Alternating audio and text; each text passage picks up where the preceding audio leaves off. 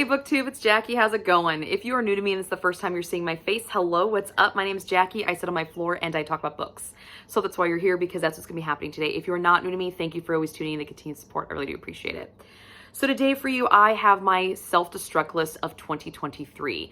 If you are not familiar with what a self-destruct list is, I did this last year where I picked a selection of books that had been on my shelf for, at the time, 5+ years that I just hadn't read, but I was still interested in, and I wanted to just try one more time.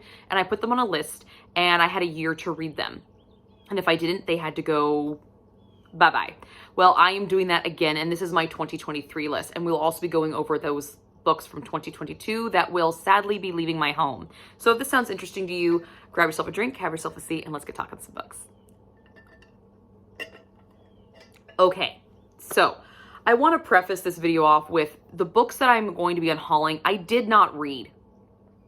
But as I was preparing myself for this video, I was rereading the synopses, and some of these I want to read again. But that's the purpose of this video, is to get rid of books that you're not reading. I haven't read these in 6 years. I bought them and I never read them, and they're just taking up space on my shelf for books that I am really excited about. So I'm not saying that these books are horrible by any means. They just didn't call to me. So please keep that in mind when we're going over these. So the first half of this video is going to be going over the books from 2022, and I will link my 2022 self-destruct list video here and in the down box below. So you can go check it out. But we're going over the books that I did not read and will be leaving my home. And then we'll go over the books that I did read off of that list. And then at the end of the video, we'll be going over my new 2023 list. So I will hyperlink those chapters in the down box below. So if you want to skip to just do the 2023 list, or you want to hear about the ones I read, or just want to see the unhaul section, there you go.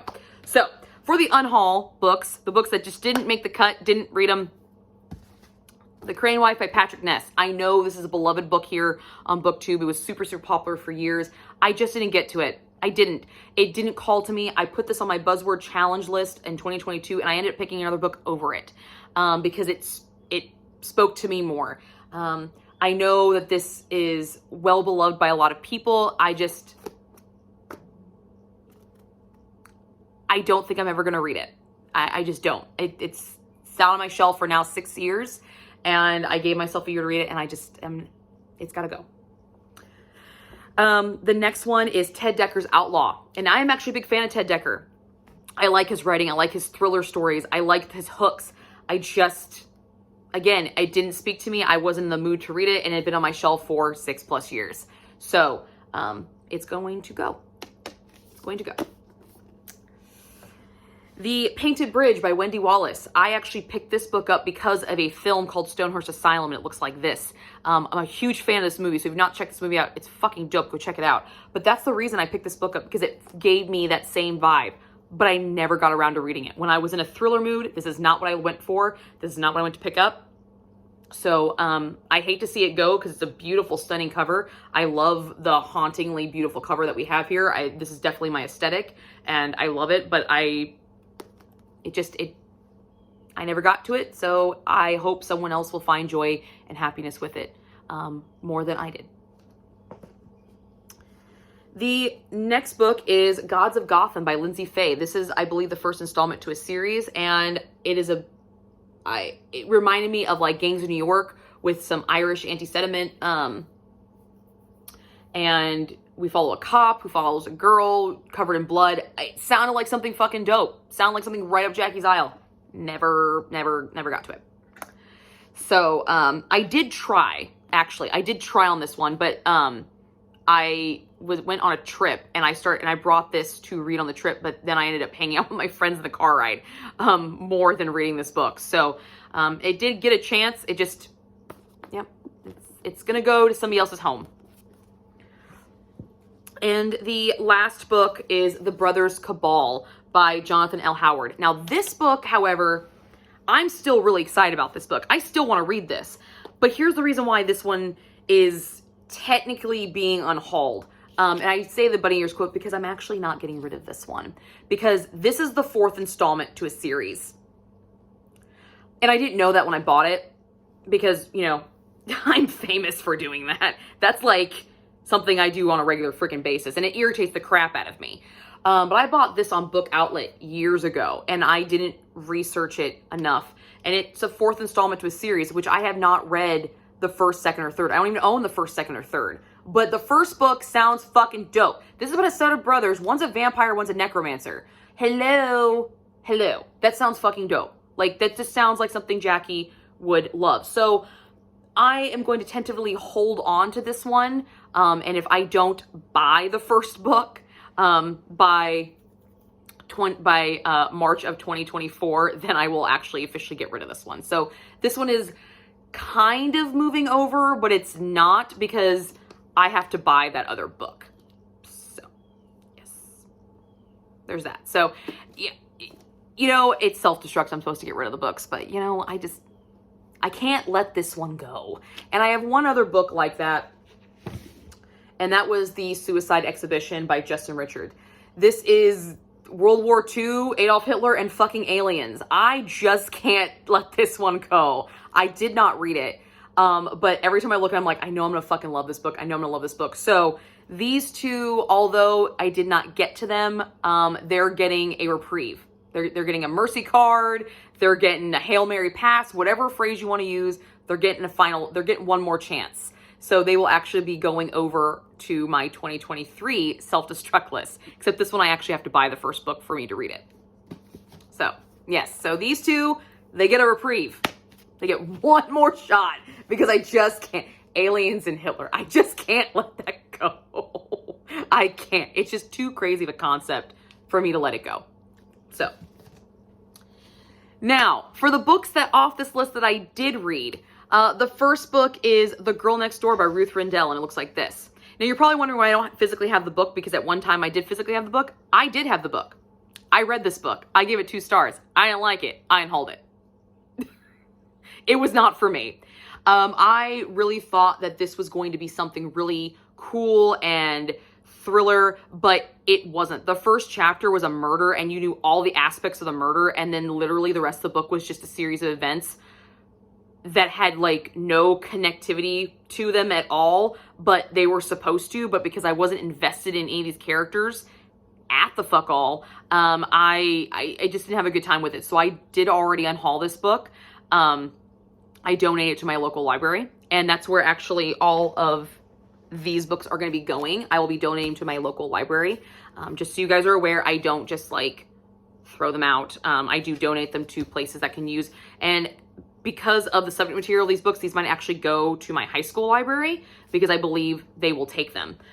They got standards, because I went to a Catholic high school, so certain genre of books cannot be there, and I'm pretty sure these are all safe to go there. At least I hope so. If not, it's their problem, not mine. Anyway, no, I'm just playing. But back to this one. I just didn't care for this. I already unhauled it, donated to the library, and it is no longer in my home. Now, the next book that I did read off of this list, I am keeping. This one found a place on my shelf, and that is The Revenant by Michael Punk. A novel of revenge. This is the true story of Hugh Glass, but a fictional telling of it, historical fiction of it. I gave this thing 4 stars when I read it, and when I read it, and I've already recommended it twice. If you love wilderness books, if you like survivalist books, if you like thriller books, if you like revenge stories, this thing is a story for you. Hugh Glass, if you're not familiar with who Glass is, he was an American frontiersman working for a fur trading company, and he was attacked and mauled by a bear. He was left for dead. 2 people of the company were left to basically bury him, wait on him to die and bury him. And they were attacked, and they fled for them. They basically saved their own asses. But in saving their own asses, they took all of his shit with them, left him nothing. And this man, after being mauled and by a bear, his throat like kind of cut out, his back's toward to shit, he trekked across the American frontier for some fucking revenge. This dude's like a fucking badass, okay? Straight badass. And you get to see a lot of survivalistic techniques in this book used. It's friggin' great. I loved it. It was turned into a major motion picture years ago. Leonardo DiCaprio played Hugh Glass and won his first Academy Award, although he's been nominated multiple times. This is his first actual win for it. The book is stunning. The world created is beautiful. I did listen to this on audiobook, so it was definitely a good time. The audiobook was done really, really well. And I really enjoyed this. So this did find a place on my shelf, a permanent resident, and it's home now. It will stay with me because I really enjoyed this book, and I do recommend it if you want to check it out. Okay, so I've already talked about the books that are being carried over from that first self-destruct list because I just, I can't, guys. I can't let them go. I can't, and that is these two. So Brothers Cabal and Suicide Expedition, but this one I definitely have to read the first book to understand it because this is book 4. Now, for the 2023 self-destruct list, this is fun. This was actually kind of hard to develop because I am attached to all of these and I really want to read all of these at the current moment, because prior to this video, I reread all the synopses of the books. I'm like, yep, that sounds great. That sounds great. That sounds great. I said the same thing in March of 2022, so we'll see how well this goes. But the first book is John Scalzi's Lock-In. This book hits a little too close to home, to be perfectly honest. It hits a little too close to home, and that's originally why it wasn't put on the first self-destruct list, because I was like, you know what, I'll probably read it, but now I'm just kind of like, no, I either need to read it or get it out of my house, because this is about a highly contagious virus that makes its way across the globe. Most people get sick experiencing nothing worse than a flu, fever, and headaches. But the very unlucky 1%, nearly 5 million souls in the United States alone, get the disease that causes the lock-in symptom. Victims are fully awake and aware, but unable to move or respond to any stimuli. The disease affects young, old, rich, poor, people of every color and creed. The world changes to meet the challenge. Does that sound fucking familiar to anybody? Anybody? Yeah, hits really fucking close to home. So, I don't know if I can actually read this one because I don't really want to relive that period ever fucking again. But who knows? We'll see. But it's on the list. It's on the list. The next one is Jeffrey Gerard's Cain's Blood. This is a thriller that I was really, really excited about. So the premise of this is the DNA of the world's most notorious serial killers have been cloned by the U.S. Department of Defense to develop a new breed of bioweapon. Now in a phase 3, the program includes dozens of young men who have no clue to their evil heritage. Playing a twisted game of nature versus nurture, scientists raise some of the clones with loving families and others in abusive circumstances. But everything changes when the most dangerous boys are set free by their creator. A man with demons of his own, former Black Ops soldier Sean Castillo, is hot on their trail. But Castillo didn't count on the quite young man he finds hiding in an abandoned house, a boy who just learned that he's the clone of Jeffrey Dahmer. As Jeffrey and Castillo race across the country on a trail of rampaging teens, Castillo must protect the boy who is the embodiment of his biggest fears and who may also be his last hope. The fuck? Yes! Like, rereading this reminds me why I bought this book in the first place. So hopefully I will, and I love this cover. I love this color scheme. These are some of my favorite colors, the orange and the red and the black. I love this. So I'm really hoping that I will get to this one at some point in time because I think this is going to be kind of cool. And I believe I have this as one of the options for one of the buzzword challenges throughout the year. So maybe I will pick this one up soon because it sounds really cool. See, this is the problem with this list, guys. You reread all these and you're like, oh, that sounds so awesome. Am I going to read it? Like, am I? Am I, guys? So I told you that Ted Decker's was going to appear again on this, and he does. This is Ted Decker's 8030. This is the first installment in a duology, and I did have this on a TBR in 2022, and I did not read it. So that is one reason why it went on this list, because it was a failed TBR book that had already been on my shelf for like 5+ years at the time.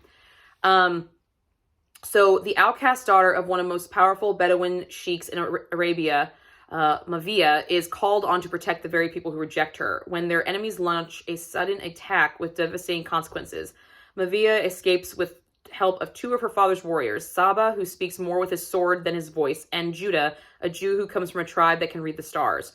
Their journey will be fraught with terrible danger. If they can survive the vast forbidding sands of the desert that is deadly to most, they will reach a brutal world, subjected by kings and emperors. There, Mahiva must secure an unlikely alliance with King Herod of the Jews. But Mahiva's path leads her unexpectedly to another man, an enigmatic, I can't fucking say that word, enigmatic, teacher who speaks the way of his life that offers greater power than his kingdom. His name is Yeshua, and his words turn everyone known on its head.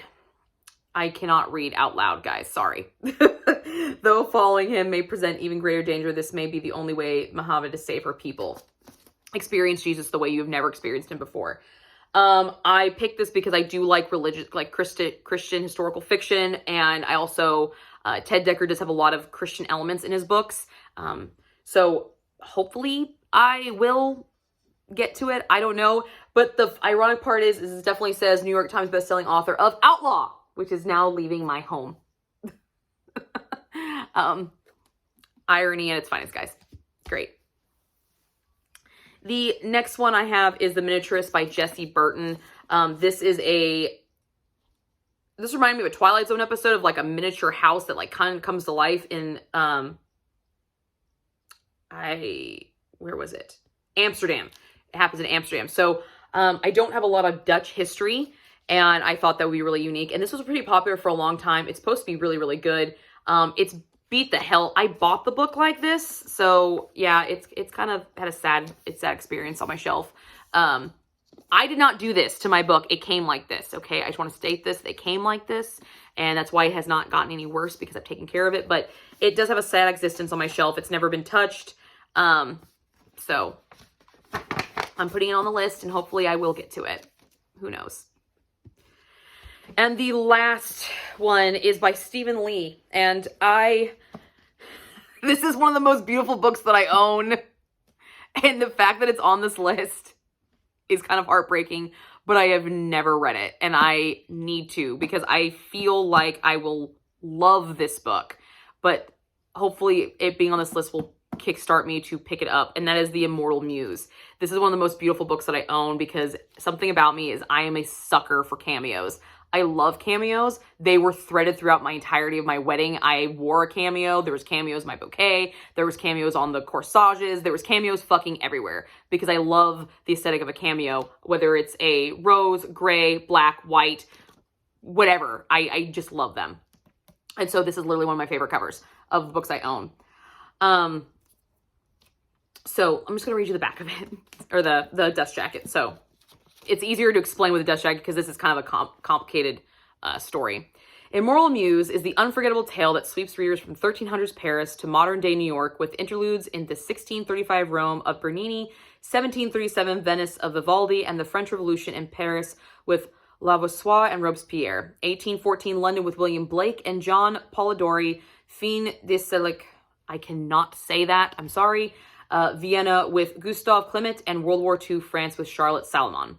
It began with the marriage of Pernelli and Nicholas Flamel. It began, too, with alchemy, sorcery, and the legendary elixir of life. And though many have striven to perfect this formula, it was Pernelli alone who finally achieved it. But for every prize, there is a price, and the cost of immortality would prove high indeed. Pernell became the immortal muse whose very survival depended on the creativity she nurtured in others, while Nicholas sustained his life force through the pain and torment of his victims. And what began with a sacred oath of love became an endless pursuit through a time-driven enmity and vengeance. I majored in fucking history, okay?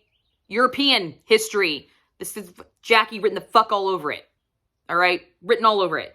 And I have never read it. So, it's on the list. It's on the list, guys. It's on the list. So, that is my self-destruct list of 2023, guys. Hopefully I will be successful and read some of these. We're hoping, and especially for the two that got a second reprieve, just like a final ditch effort of reprieve. So here it is, guys. I hope you enjoy this, and keep me accountable. If you know of a challenge coming up, you're like, hey, Jack, why the fuck are you reading this book? Read that one. Let me know. Because some of these I think I will really, really enjoy, and I hope that I do get to them, because I don't want to say goodbye to some of them because they're so pretty.